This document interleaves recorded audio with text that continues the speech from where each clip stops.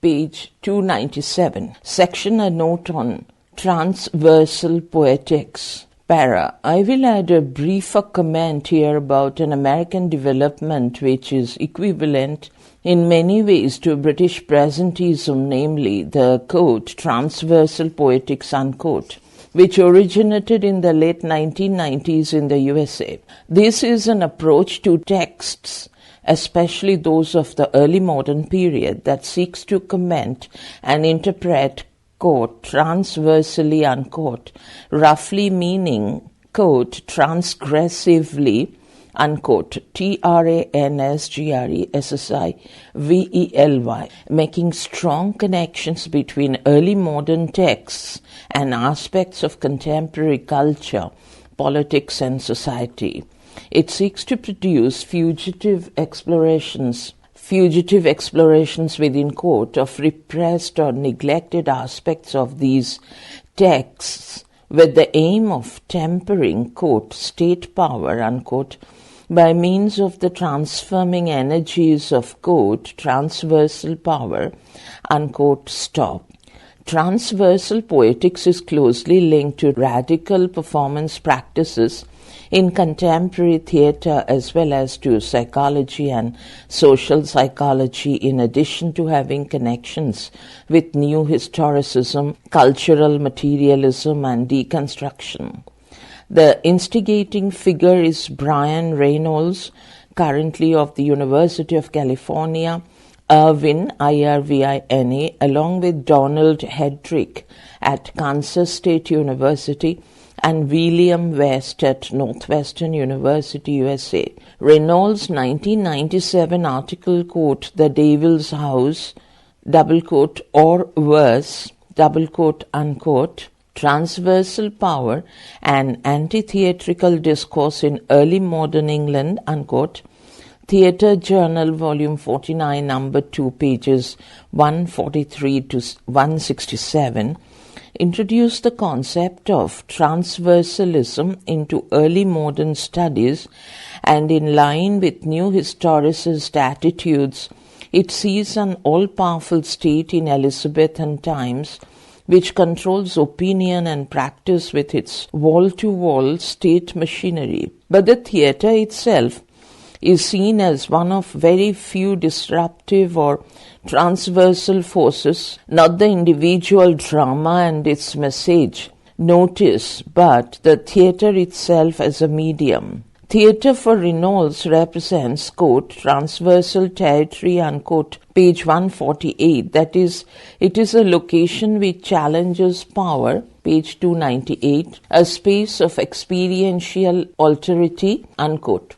In Reynolds' schema, the theatre is associated with, quote, bacchanalia, B-A-C-C-H-A-N-A-L-I-A, criminality, the devil, D capital, the unspeakable, the unthinkable, double quote, or worse, double quote, unquote, single quote, unquote, page 150. In other words, with whatever is transgressive and beyond the social pale. Para. The opening chapter of his book, Transversal Enterprises in the Drama of Shakespeare and His Contemporaries, Fugitive Explorations, Palgrave, 2006, is entitled, quote, Transversal Poetics and Fugitive Explorations, theatre space, paused consciousness, subjunctivity and Macbeth, unquote, and it'll be evident that he has a liking for these top-heavy and confusing titles. Reynolds says that transversal poetics is a critical approach designed, quote, to foster agency, creativity, and the production of more conscientious and socially purposeful scholarship and pedagogy, unquote, page 1. It makes, quote, fugitive explorations, unquote, that is, readings which defy the authorities, that reduce and contain meanings both of the readings and of the text itself, page 7, para. Transversalism has confidently marked itself as the coming thing in early modern studies. It is big and brash in its tone and its juxtapositions. By contrast, Reynolds says deconstructive readings, quote, merely expose the instability of texts and semiotic systems in which they function, unquote, which amounts, really, to the old charge that deconstruction lacks political commitment and instead takes a quasi-aesthetic, quasi-philosophical pleasure in exposing and contemplating textual instabilities, remaining as it were mesmerized by the textual shimmer of, quote, difference, unquote. The transversal pirates are susceptible to no such fixation and go through and beyond the text, for instance, showing how the methods of the witches in Macbeth are similar to those of, quote, the circulation of seductive or misleading concepts outside of the play text, unquote. He points to, quote, contemporary advertising campaigns or contemporary religious institutions, or such currently hotly debated cognitive interventions as, double quote, leading the witness, double quote, unquote, and double quote, faith healing, double quote, unquote, single quote, unquote, page 9. Thus, the witches say to Macbeth that no man born of woman can harm him and that he need fear nothing till Birnam Wood begins to move. But both statements turn out to be highly tricksy, tricksy, just like the modern advertiser's promise that Daz, DZ, washes whiter, which does not say what it washes whiter than, within bracket cabbage, question mark. This is an enlightening juxtaposition, and it gives a good idea of the potential sharpness of transversal methodology in practice. He is right too that deconstructionists could not make, page 299, such transversal explorations, the trajectory from Macbeth out to advertisements, court proceedings, faith healing, and so on, because the view that textual instability is the universal fallen state of all textuality makes it impossible for them to get a useful comparative purchase on any actual text. Ultimately, transversal poetics wants readers to, quote, relate the literary text in question to issue pertinent to their lives, unquote, page 10, which has never been a priority for deconstruction. The transversal juxtapositions themselves perhaps need to be more detailed, sustained and prominent, and the tendency towards the spinning out of ever more elaborate intertwining terminology might usefully be curbed, but the arrival of transversal poetics on the scene should be noted and future developments watched. Section New Aestheticism. AESTHETICISM. Para.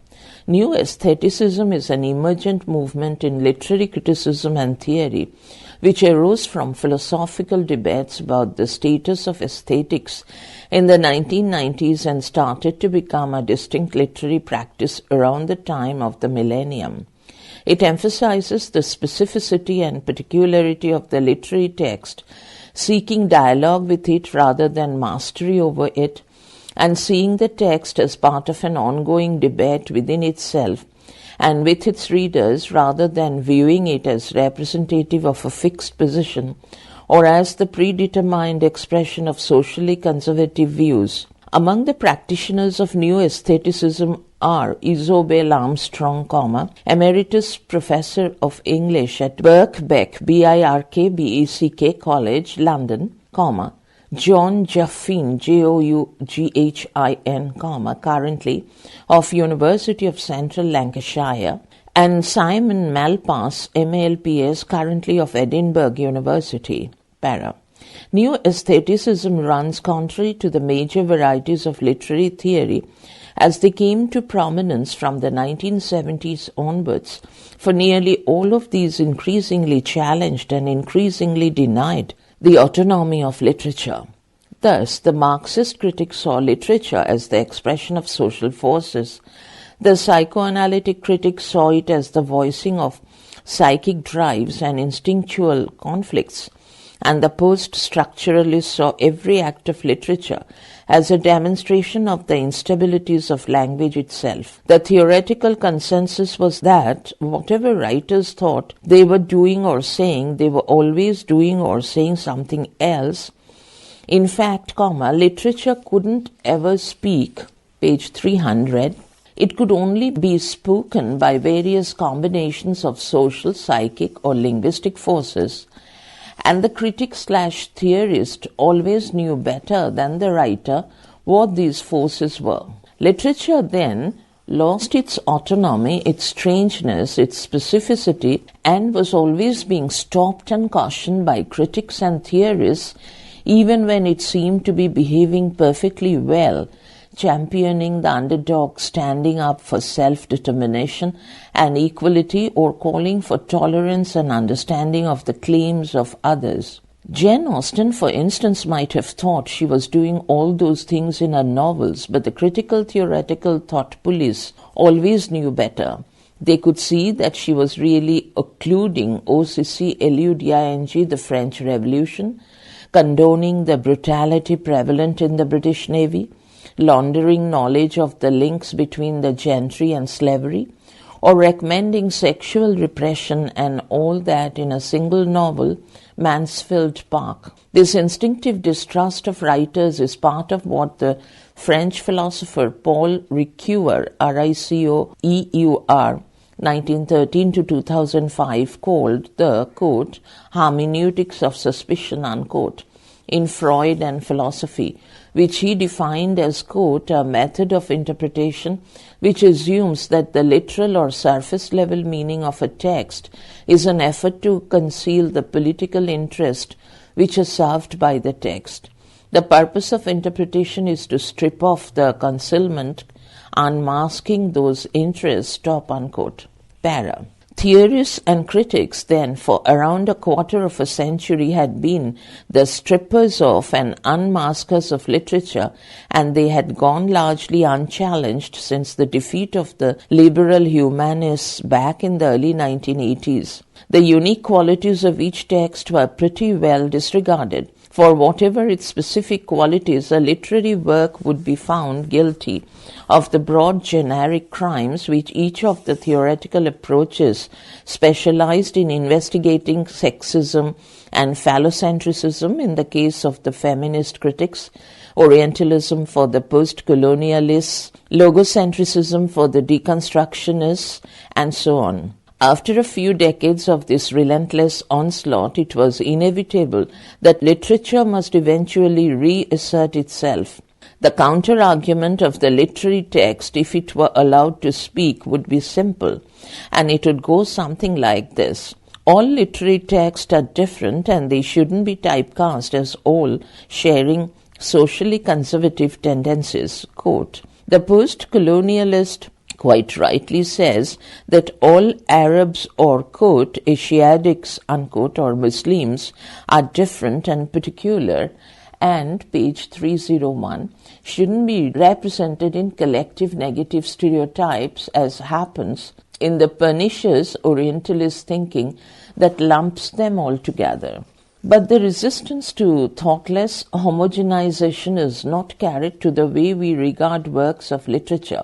It is a gross anomaly that literary theory should champion difference, alterity, agency, and particularity in every sphere except its own professional sphere of literature, and should view literature as a whole as a socially regressive intellectual formation. New aestheticism then emerging since 2000 can be seen as one element in the inevitable fight back of literature after its 30-year interrogation by the hermeneutics of suspicion. Para. But is this reassertion of power of the literary text, which is a key element in new aestheticism, simply a return to the old, quote, close reading, unquote, which theory long ago displaced? I don't think so, for it goes back for its rationale not to J.I.A. Richards's Practical Criticism of 1929 and William Empson's 7 Types of Ambiguity of 1930, the founding texts of close reading, but to the philosophy of Kant and Hegel, which it rereads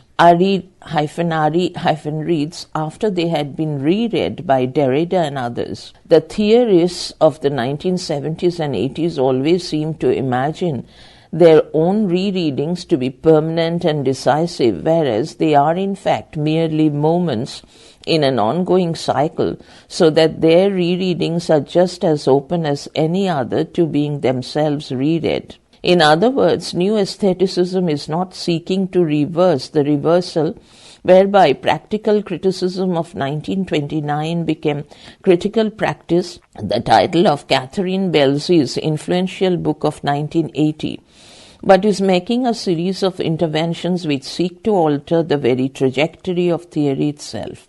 In addition, the quote, new unquote aestheticism represents a revival of the interest and attitudes towards the aesthetic which were expressed in the late 19th century by the aesthetic movement within quote, as seen in the late 19th century by the aesthetic movement as seen in the work of the poet Algernon, Algernon, Charles Swinburne, Swinburne, 1837 to 1909, the poet and painter Dante Gabriel Rossetti, Rossetti, 1828 to 1882, the Irish writer Oscar Wilde, Wilde, 1854 to 1900, and the essayist and critic Walter Pater, Pater, 1839 to 1894, attitudes often summed up in the slogan, quote, art for art's sake, unquote, which asserted the autonomy of art and literature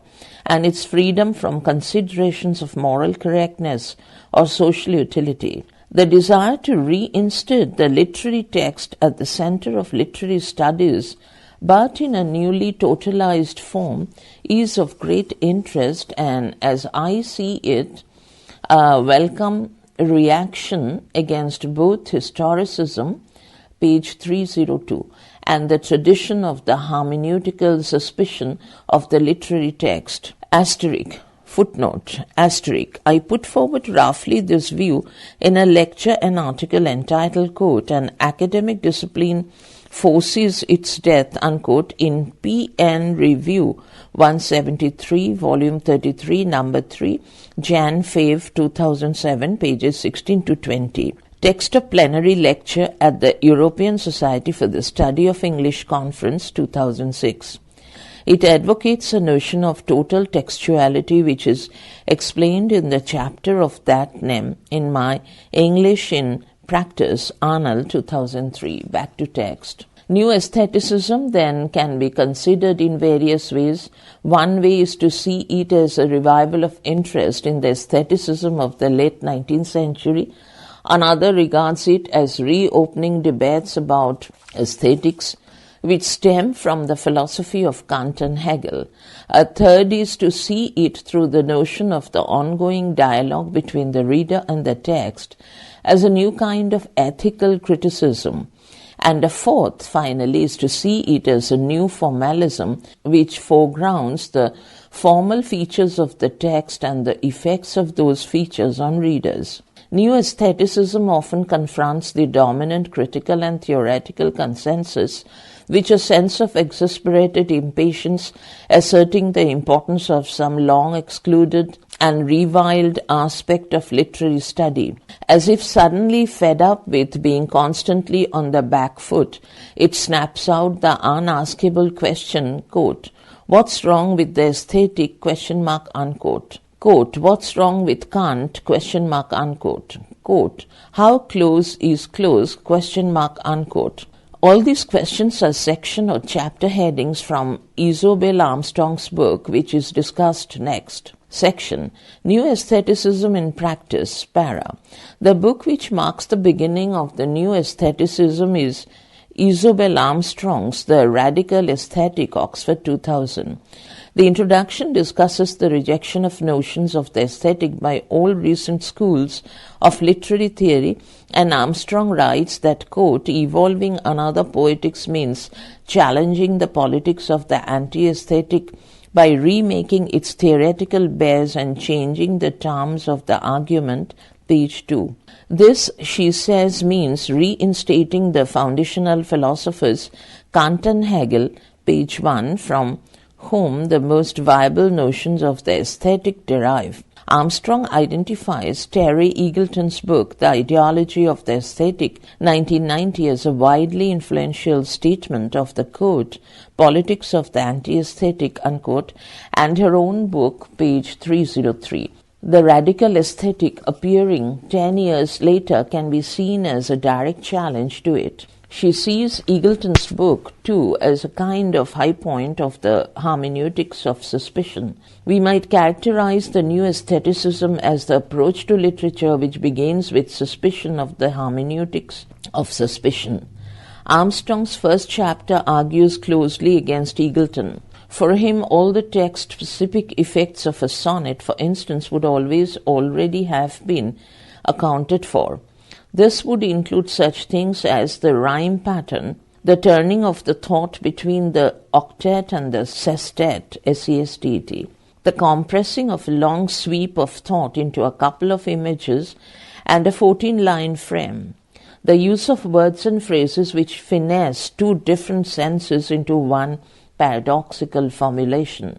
The way, quote, heavy, unquote, topics, love, death, religion, and so on, are lightened by verbal dexterity, and the characteristic drama of the sonnet form itself, which requires writers to work themselves into a conceptual or metaphorical cul-de-sac and then escape with a deft phrase in the final lines. All these things give aesthetic and intellectual pleasure to the reader and are both the fuel and the engine of the sonnet form. But suspicious theorists see them as mere devices whose primary effect is ideological. For them, the verbal skill on display in the sonnet is class-linked and elitist. It is a redundant luxury decorating thought in intricate filigree patterns. The skills and techniques required to produce these effects can only be acquired by those privileged enough to have vast amounts of free time to devote to their acquisition, so that each time these skills are displayed, there is a reinforcement of class boundaries. Further, when apparent contradictions or opposites are staged in the sonnet and then reconciled with a verbal sleight of hand in the concluding lines, the literary form itself conveys the implicit message or ideology that all conflicts are like this. Conflicts, says the literary form, are apparent only, implying that social differences can always be solved by sitting down together and agreeing on a little evolutionary tinkering, and that no contradiction is ever so fundamental as to require the complete revolution of the system that contains it. Something like the above points would constitute a, quote, hermeneutically suspicious, unquote, view of literary form.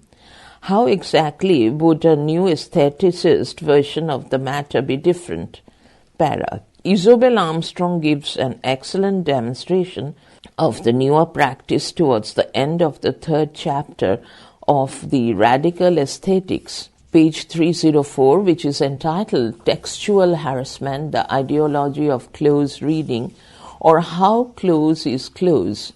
The chapter is about Wordsworth's Tintern Abbey, a poem which has long been a critical and theoretical battleground, a, quote, site, S-I-T, of struggle, unquote, if ever there was one. Her answer to the question of in her title, How Close is, quote, not close enough, unquote. Conventional close reading has actually maintained a distance between the reader and the poem by entertaining sexual textual fantasies of mastery, as the usually male critic performs the usual dissective erotics on the text, quote, laying bare, unquote, its physics, quote, uncovering, unquote, its pyrotechnics, quote, savoring, unquote, the physical test of its language. All these phrases come from an unfortunate quotation placed at the start of her chapter from critic and theorist Stanley Fish, who is describing how he feels in the act of textual analysis. This mastery approach, says Armstrong, is an evasion of the effect of the text, by which is meant the emotional effect it has on the reader, something much feared and constantly exorcised by male critics down the ages. I.A. Richards, for instance, condemns such things as, quote, stock responses, unquote, and, quote, prior doctrinal additions, unquote, which sound very messy indeed. Wimsatt and Beardsley condemned the, quote, affective fallacy, unquote, and William Empson, writing about this same poem as a vehicle for carefully separating and defining his several different varieties of verbal ambiguity in poetry, gets very worked up about the reprehensible vagueness of Wordsworth's something in the line, quote, a sense of something far more deeply interfused, unquote. Armstrong's point is that when we are describing feelings and sensations, a certain degree of vagueness is inescapable and may even be the only way of saying anything at all. Para. Armstrong's response to the dilemma is to go, quote, closer than close, unquote. For instance, she spends 2 of her 7 pages on Wordsworth's poem writing about the word, quote, off, unquote. One aspect of the new aesthetic technique then is the, quote, ultra close-up, unquote, the attention to a form word like of, when more traditional versions of close textual scrutiny tend to be centered on content words, that is, nouns and adjectives, verbs and adverbs. Secondly, Armstrong uses the twin concepts of bifurcation and erasure, taken via the philosopher Emmanuel Levinas, Levinas, 1906-1995, from the French writer and ethnographer Michel Leiris, Leiris, 1901-1990. In bifurcation, the choice of one path rather than another brings both into play, while erasure connotes overwriting, as in the palimpsest, Limpsest, page 305, where the erasing is done by rewriting, that is, by writing a new word over an old one. Both words, bifurcation and eraser, suggest that poems contain an unsettled element, that they are arguing within themselves and inviting us to join in the argument. Perhaps they have something to ask us rather than something to tell us. Quite possibly. Wordsworth himself doesn't quite know what the something within quote is. And as he isn't a philosopher, he doesn't have to decide before he puts pen to paper. As Armstrong shows, there is plenty of both bifurcation and erasure in Tintern Abbey. Wordsworth writes of hedgerows, for instance, and immediately self-corrects and rewrites it as, quote, hardly hedgerows, little lines, / of sportive woods run wild, unquote. Likewise, the smoke seen rising above the trees gives, quote, some uncertain notice, as might seem, / of vagrant dwellers in the houseless woods, unquote. Here, quote, as might seem, unquote, might make the reader ask impatiently, well, does it seem that way or not? Similarly, the oxymoronic phrase, vagrant dwellers, seems to make the people concerned who may or may not be there, as Wordsworth has not seen them, appear both settled and nomadic at the same time. Also relevant is the fact that the poem constantly repeats and rewrites itself on a larger scale. The visit described in the now of the poem repeats one of 5 years earlier, and the poem Wordsworth is engaged in writing echoes and challenges Another unmentioned one of a very similar type, quote, Frost at Midnight, written by his friend-rival Coleridge. So the poem says Armstrong is fraught with anxieties on many levels, and its nervousness of tone and structure reflects that. The reader shouldn't be attempting to master it, evading its anxious-making effect, but should enter the turmoil of the emotions it presents, getting closer, in other words, not just to the words, but to the feelings of the poem. That too, that element of closeness to the effect is a major component of new aesthetic practice. So Armstrong's reading draws attention to the protean qualities of the text, emphasizing that it presents not so much a static target for critical attention as a dynamic vortex of thoughts and emotions, the two hardly distinguishable from each other and possibly describable as a unique intensity of effect. The text, so to speak, calls out its need to enter into a relationship with someone, page 102. Readers are, quote, likely to find in the body of the text what they fear, hate and desire, unquote. A narcissistic NARCISSISTIC moment of identification may be an essential response, page 306. Because it escapes from the master/slave model of reading, which is the dominant model in our culture. We need to face the terrors of closeness, Armstrong says, rather than retreating to the safe territory of masterly dissection of the textual corpse. Indeed, as theory after theory knows, the text isn't a corpse, C-O-R-P-A-C, and isn't dead at all. It was up and dancing even as theory was conducting its wake, para.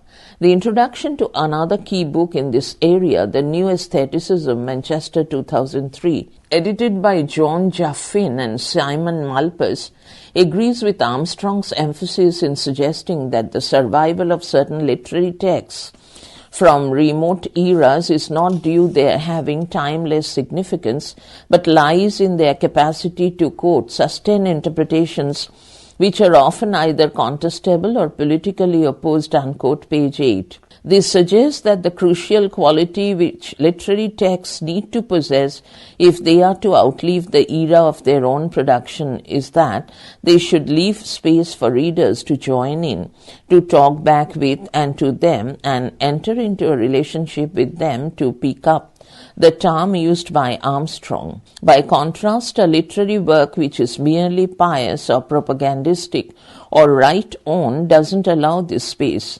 It tells us what it thinks we ought to think, or in a take it or leave it way. So the mark of the work that survives is that it has the quality of still being in progress, so to speak, of still being engaged in the business of working things out. That is the aspect of the work that the new aestheticist responds to and seeks engagement with, that quality of keeping questions open and never quite concluding. The new aestheticist, in other words, seeks to keep the conversation with the work going on, rather than looking for capping or closure or end-stopping, as other critical approaches seem to do when they take it as their main aim to show how orientalist or phallocentric or auto-deconstructive the work is.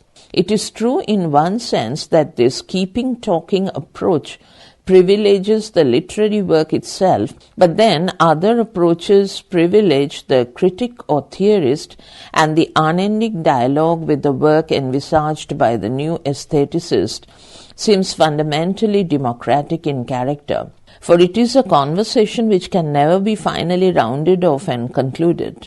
So there is an acceptance that the aim of the critical inquiry can never be to reach conclusive scientific truth. In this, it is quite different from the premises of cognitism, see later. It can never be finally established, page 307. For instance, that Conrad's Heart of Darkness is or is not a racist book written by a racist author. This text is the subject of Robert Eggleston's chapter in Jaffin and Malpass, or that Hamlet is or is not mad, for there isn't that kind of easiness, ISNESS, of either the positive or negative sort in either text. Rather, it is only possible to discuss the issue of racism in Heart of Darkness and the issue of madness in Hamlet. In any case, it would be extremely difficult to imagine any possible benefit arising from settling either of these questions, while on the other hand, it is certainly possible to imagine plenty of benefits coming from discussing them. That emphasis on our open-ended readerly dialogue with the literary text is as close as I can get to explaining what the new aestheticism is ultimately about. Section What to Read on New Aestheticism. Isobel Armstrong, The Radical Aesthetic, Oxford 2000. John Jaffin and Simon Malpass edited The New Aestheticism, Manchester 2003. Nicholas Shrimpton, The Old Aestheticism and the New, in Literature Compass, Volume 2, Issue 1, January 2005. Section A Note on Historical Formalism. A passing mention should be made here of the recent movement, or better, tendency which is known as historical formalism, a tendency that seems to have some affinities with presentism and new aestheticism.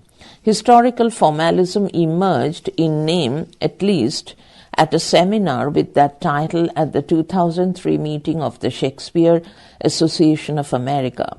The tendency is described in the introduction to Stephen Cohen's edited collection of essays, Shakespeare and Historical Formalism, and it is demonstrated in the essays themselves, of which there are 8, 4 in Part 1, which is subtitled Historicizing Form, and 4 in the Part 2, subtitled, quote, Reforming History, unquote. Cohen memorably says at the start of the introduction that the institutional history of English studies over the past century can be summed up as a series of oscillations between the discipline's two mighty opposites, form and history, unquote.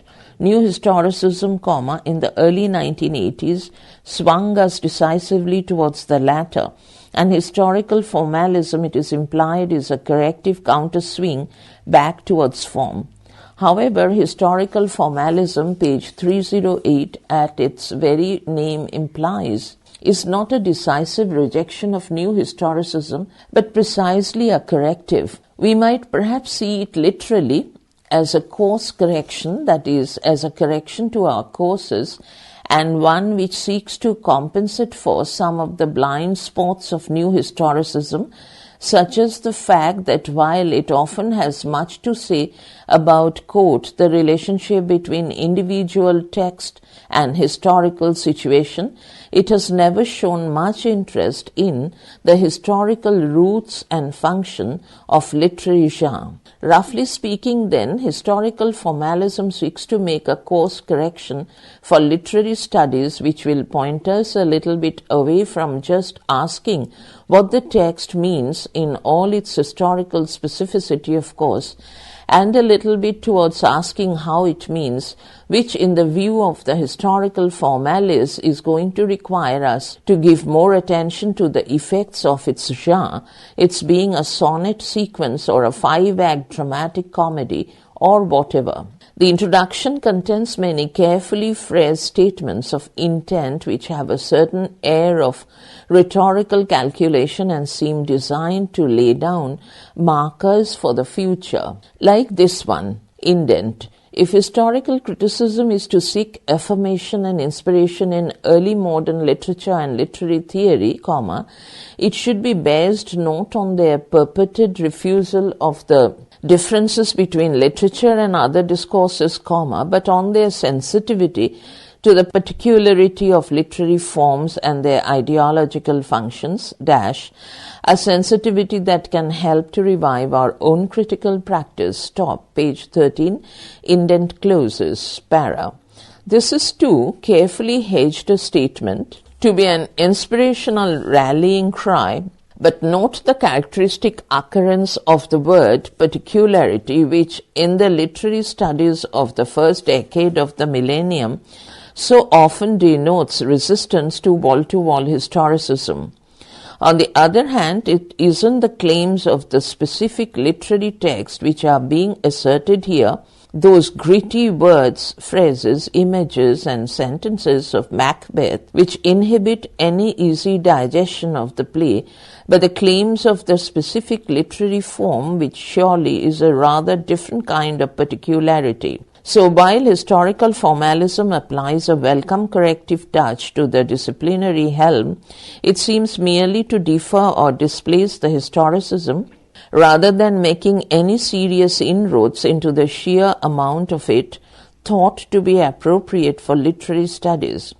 In other words, historical formalism is not, page 309, judging from its early manifestations at least, so fundamental a challenge to new historicism as I take presentism and new aestheticism to be. But time will tell, and it could be that as our journey into the afterlife within quote, of theory continues, the effects of even a small course correction will prove more radical than perhaps those at the helm intended.